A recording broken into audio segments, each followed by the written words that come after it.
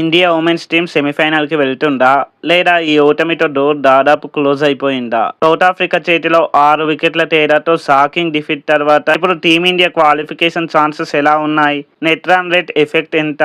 ఈ మ్యాచ్ లో అసలు ఎక్కడ గేమ్ చేతిలో నుంచి జారిపోయింది?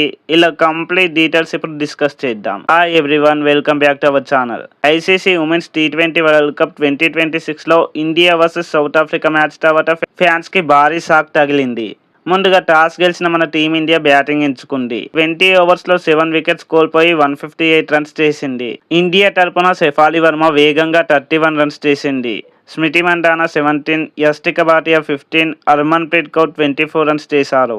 కానీ మిడిల్ ఓవర్స్ లో జెమిమా రోడ్రిగ్స్ కేవలం 12 రన్స్ కి అవుట్ అవ్వడం, అలానే చివరి ఓవర్లలో టీమిండియా పెద్ద ఫినిష్ ఇవ్వలేకపోవడం టర్నింగ్ పాయింట్ అయ్యాయి. దీప్తి శర్మ 29 రన్స్ తో కొంతవరకు ఇన్నింగ్స్ అయితే నిలబెట్టింది. అయినప్పటికీ 170+ స్కోర్ రావాల్సిన మ్యాచ్లో టీమిండియా 158 దగ్గరనే ఆగిపోయింది. ఇక 159 రన్స్ టార్గెట్తో బరిలోకి దిగిన సౌత్ ఆఫ్రికా స్టార్టింగ్లో కాస్త స్లోగా స్టార్ట్ చేసింది.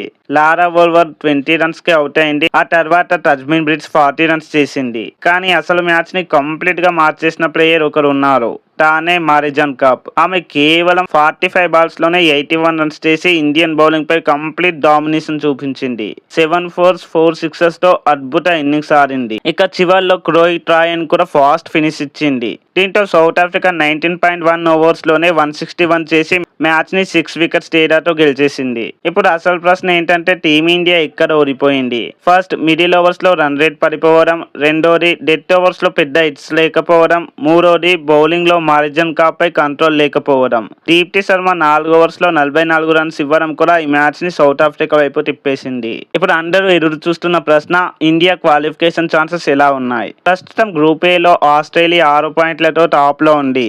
ఇండియా 4 పాయింట్స్ తో సెకండ్ ప్లేస్ లో ఉన్నప్పటికీ ఈ ఓటమి తర్వాత నెట్ రన్ రేట్ పై భారీ ప్రభావం పడే అవకాశం ఉంది.